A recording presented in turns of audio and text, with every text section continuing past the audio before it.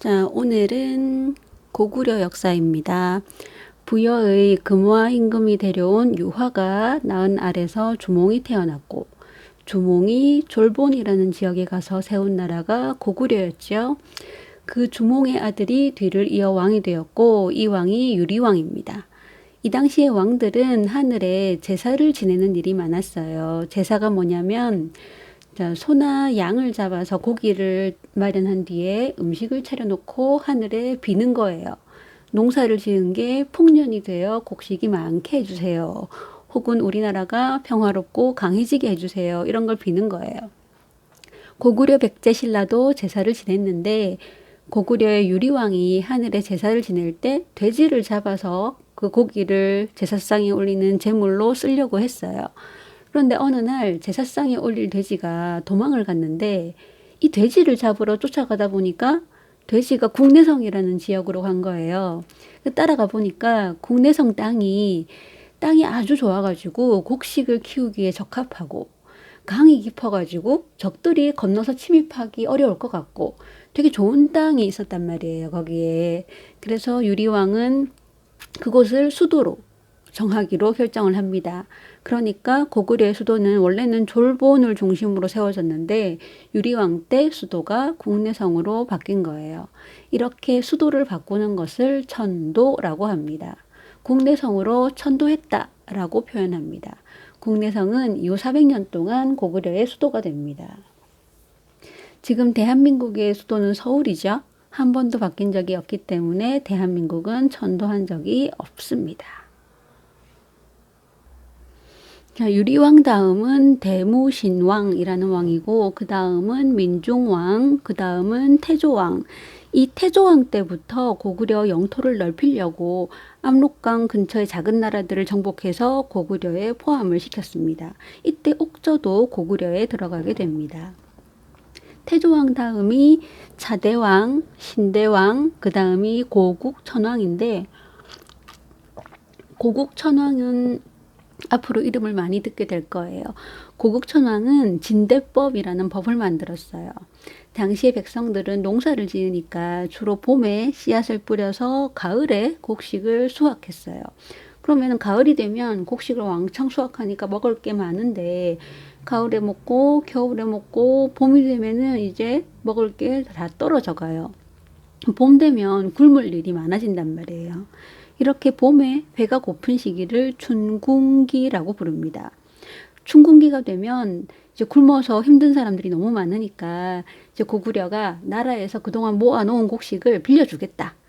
그리고 그거 먹고 농사 잘 짓다가 가을에 수확을 해서 곡식이 제일 많을 때 갚아라.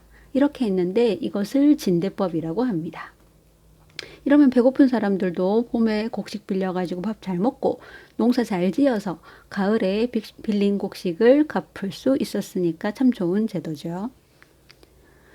고국천왕 다음은 산상왕, 동천왕인데 이 동천왕 때 중국 땅에는 위나라, 오나라, 총나라 이렇게 세 나라가 싸우고 있었어요. 이 중에서 위나라가 제일 셌는데 이 나라가 고구려에도 침입을 해왔습니다. 이 전투에서 고구려의 동천왕이 2번이나 크게 이겼어요. 이기니까 동천왕이 신나가지고 병사를 끌고 위나라로 공격하러 갔어요. 근데 여기서 크게 지는 바람에 동천왕은 수도를 빼앗기고 옛날에 옥저가 있던 땅까지 멀리 도망을 쳐야 했대요. 원래 쳐들어오는 거 막는 싸움보다 직접 가서 하는 싸움이 훨씬 더 힘들고 이기기가 어려운 법이에요. 근데 위나라가 고구려를 정복한 건 아니라서 이제 왕이 다시 국내성으로 돌아왔을 텐데 책에는 언제 돌아왔는지는 적혀 있지가 않은 것 같아요.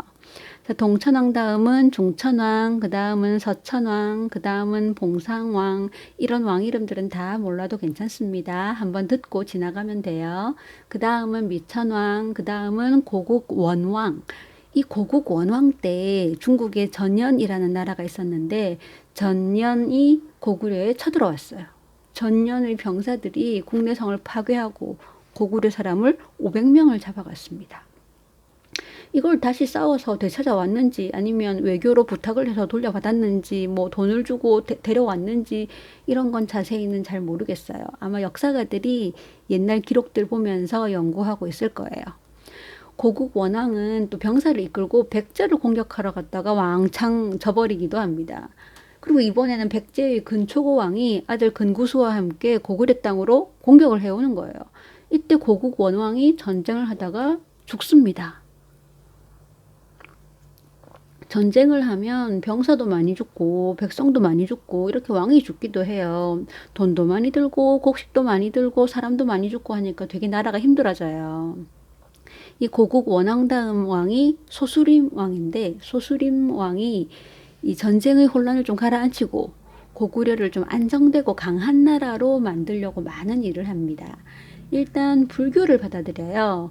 불교는 인도에서 석가모니라는 분의 가르침으로 시작된 종교인데, 이 석가모니가 바로 부처님입니다. 부산에도 범어사라는 큰 절이 있거든요. 절에서 스님이 경전을 읽고 거기에 들어있는 가르침인 설법을 사람들한테 해주고 이렇게 부처님 말씀에 따라 살고자 하는 게 불교라는 종교입니다. 고구려는 소수림 왕 때 이 불교를 가져와서 나라에 퍼뜨렸어요.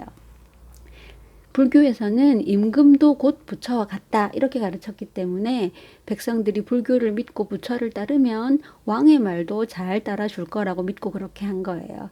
나중에 백제와 신라도 이걸 보고 아 괜찮다 생각해서 불교를 받아들입니다. 그리고 소수림 왕이 태학이라는 학교를 세워요. 이 재능이 있고 좀 중요한 일을 맡길 만한 능력 있는 사람을 인재라고 부르는데, 학교는 이렇게 인재를 키워내는 곳입니다. 태학이라는 학교를 세워서 인재를 키워내는 거죠. 소수림 왕은 법률도 만들어 발표했는데, 법률이 안 정해졌으면 왕이 이번엔 이래라 하고 저번엔 저래라 하고 이랬다 저랬다 아무렇게나 통치하면 나라가 강할 수가 없거든요. 근데 법률을 딱 정해서 정해진 법률로 통치를 하면 법률에 맞춰서 고르게 잘 통치할 수 있어서 나라가 되게 안정적이게 돼요. 이렇게 소수림 왕이 여러 가지로 노력을 하자 고구려가 강하고 안정적인 나라가 되었어요. 소수림 왕 다음 왕이 고국 양왕이고 그 다음 왕이 광개토 왕이에요. 광개토 왕은 주로 광개토 대왕이라고 부릅니다. 광개토 대왕. 아주 유명한, 고구려에서 제일 유명한 왕이에요. 대한민국에 광개토 대왕을 모르는 어른은 거의 없을 거예요. 이 다음에는 광개토 대왕부터 이야기를 시작하도록 하고 오늘은 여기까지 하겠습니다. 빠이빠이.